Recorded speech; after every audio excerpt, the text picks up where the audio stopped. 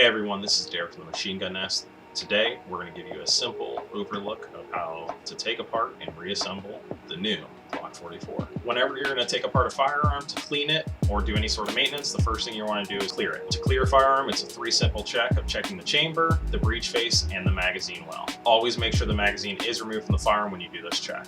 You'll notice that dimensionally, it looks just like a Glock 19 magazine, but it has these easy tabs on the left and right side to make it a little bit easier to load. Now let's take a look at the firearm. Like every other Glock, you'll have 2 tabs, one on the left side and one on the right side. To take the slide off the lower frame, you're going to have to pull those downward. First, you're going to wrap your hand around the bottom of the frame and have your fingers go on the top of the slide, pulling slightly to the rear.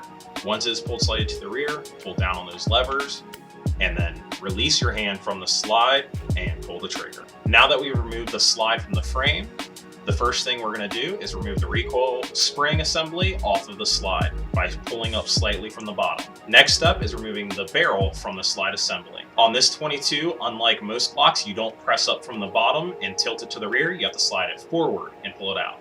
You'll see here where I'm going to notate there's 2 little slots cut into the barrel that lock into the slide assembly itself. Now let's take a look at the slide.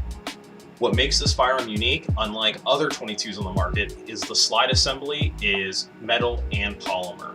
So the polymer is going to give it the lightness and the metal is going to give it the rigidity to last like every other Glock on the market. So you'll notice here it has the firing pin plunger and the striker. The front sight installs just like the Glock 19 front sight, and you'll notice here on the rear the sight looks the same too. Now let's take a look at the frame. Just like on the Glock 19 Gen 5, you do have the reversible mag release. It comes set up for right-handers, but you can reverse it to a left-hander. At the top here, we do have an ambidextrous slide stop slide release. So if you're shooting it right-handed or left-hand, you can still let that slide go forward. The rear fire control group, again, looks just like a Glock 19 or any of the Gen 5 Glocks. And then you have the 4 points that the slide is going to ride on. Now I'm going to show you that little lever that you pull down on. We call it a takedown or slide release lever. It's a spring-loaded, simple little lever, but that's what keeps your slide onto the frame. Now, dimensionally, you'll see it resembles a Glock 19, even down to the flared mag well at the bottom. You'll see here now, I'm going to show you the barrel. What makes it super reliable is the built-in feed ramp, and the coolest part is the top of the barrel is notched so you can dry fire it unlike most 22s. Now, reinstalling the barrel, you do have to tip it forward and slide it in, then pull it straight to the rear, and that's going to lock your barrel into the slide. See how I'm pushing up on it and it's not coming loose?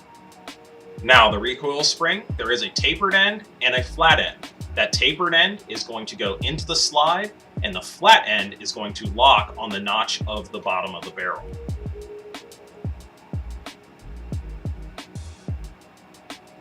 This part is very important. You'll see on the back of the slide itself, it does have 2 notches. Those are going to slide into the 4 notches on your frame. So first you start with the rear, clearing the fire control group, making sure you lock onto the rear, pulling it, locking the slide into place. After you've taken apart a firearm, it's very important to function check it. So we're going to check to make sure it's clear, pull the trigger to dry fire it, pulling the slide to the rear, making sure the trigger is going to reset. Doing that a couple times just to confirm the firearm does work flawlessly. Now we're going to insert the magazine, making sure that the slide lock slide release still works properly, and check that out. We're done. Thank you guys. We'll see you next time.